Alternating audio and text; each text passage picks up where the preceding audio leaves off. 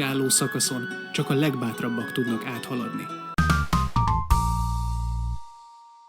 Welcome to the channel, I'm Hayes. I'll talk movies all day, sometimes I'll talk about games, so subscribe right now if you want to be entertained. And today, I want to talk about a cheap, presumably super low budget game you've probably never heard of. It's called Tales of Isenberg and it was released on Steam in March of 2025 by Market Garden Works. It tells the tale of the hero Alrik as he traverses dangerous lands on his way to Castle Isenberg to free his people from the clutches of darkness. So why am I talking about some cheap, presumably super low budget indie game only 27 people bothered to rate? Well, first of all, I'm getting paid, Well, actually, no, I'm not. But I did get the game for free. One of the developers reached out to me asking if I would like a free game code in exchange for a review on the channel. I said yes I would, as long as you're okay with me giving my honest opinion. So although I'm not getting paid for this, I do think it's important to acknowledge any potential subconscious bias because I ain't gonna lie, I like getting free stuff. It's basically my favorite price to pay for anything. So with that said, if any other game devs want to send me a free game in exchange for a review on the channel, I shall neither confirm nor deny if I accept bribes in the form of Lola's cupcakes.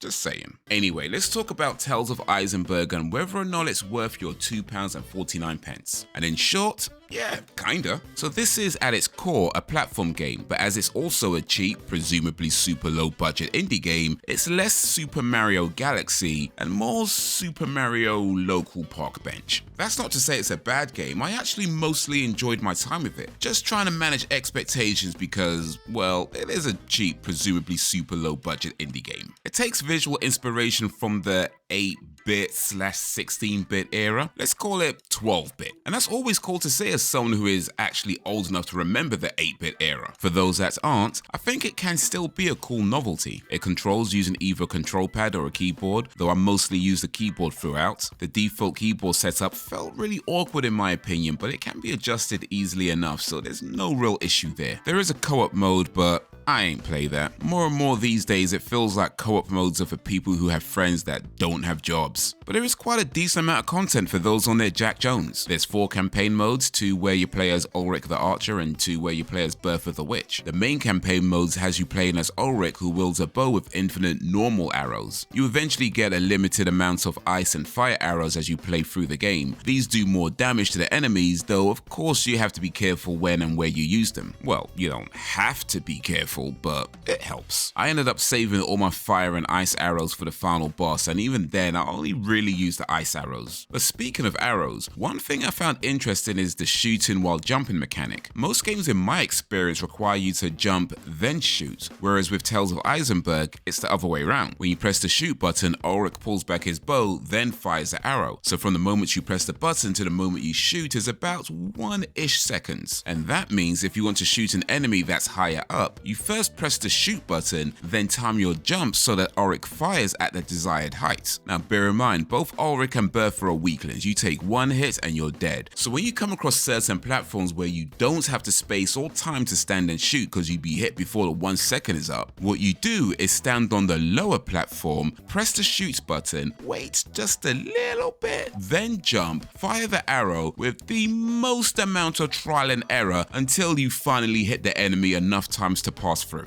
For me, that little mechanic definitely made parts of the game more interesting to play. There's also one level that I know of where you can double jump. I don't think the game tells you can do that, and if it did, I missed it, but more on that later. I just kinda discovered it by seeing if it might work, and it did. But after that level, no more double jump. The difficulty of the game in my opinion wasn't hard. I'd imagine most people won't struggle too much with it, but it ain't exactly a breeze through either. Some of the sections can take a little time to complete, so you definitely feel it when you miss a jump and die right before the next checkpoint, which you almost certainly will on more than a few occasions. There isn't a big difference in gameplay between Alrik and Bertha. Bertha uses a fire stick, but you still walk, jump, shoot, or shoot then jump. There's the same 1-ish seconds from when you press the shoot buttons when Bertha fires as well. Bertha's fire stick does do more damage than Alrik's arrows, but Bertha's enemies are also stronger, so it's mostly the same 2 to 3 hits to defeat one. The main difference differences really comes from the aesthetic. Bertha's levels are more Halloween inspired. You also find collectibles throughout the game, and remember when I said there's a decent amount of single player content? Well, that's kind of an understatement. There are at least 9 unlockables, and at least 2 of those are extra games. One is an arcade style dodger and perhaps inspired by games like Frogger, and the other is a survival horde mode where you go through waves and waves of enemies until you wave goodbye. So yeah, for £2.49 it's pretty packed, I can't lie. But it's not all gravy and peanut butter. The game is in Hungarian with English or other language subtitles. That's not the problem. The voice acting is generally fine and about what you'd reasonably expect in a cheap, presumably super low budget indie game.